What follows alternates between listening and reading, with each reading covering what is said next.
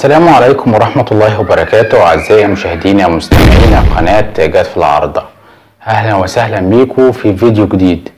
إن شاء الله الفيديو دوت هتكلم عن تشكيل النادي الأهلي المتوقع أمام وادي دجلة في الجولة الثالثة من الدوري الممتاز المصري.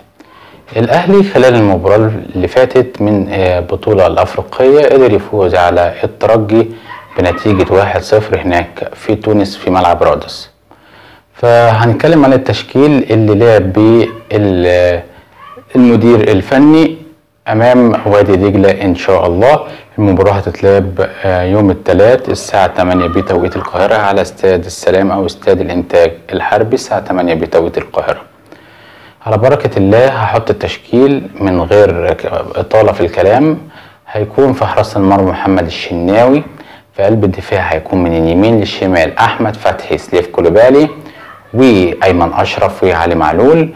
في نص الملعب هيبقى حسام عاشور وعمرو السولية ووليد سليمان صانع لعب. أما في المنطقة الهجومية فهيكون في وليد أصارو كراس حربة.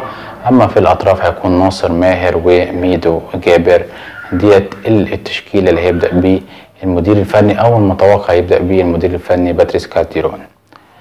الأهلي بعد ما فاز على الترجي في البطولة الأفريقية بقى في صدارة المجموعة، والماتش اللي جاي له هنا في القاهرة ده تحصيل حاصل أمام كامبالا سيتي.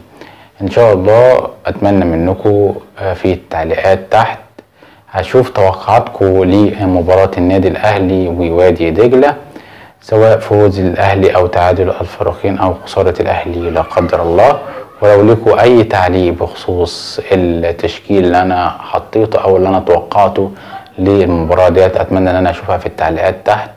وكل سنة وانتم طيبين بعيد الأضحى المبارك، والسلام عليكم ورحمة الله وبركاته.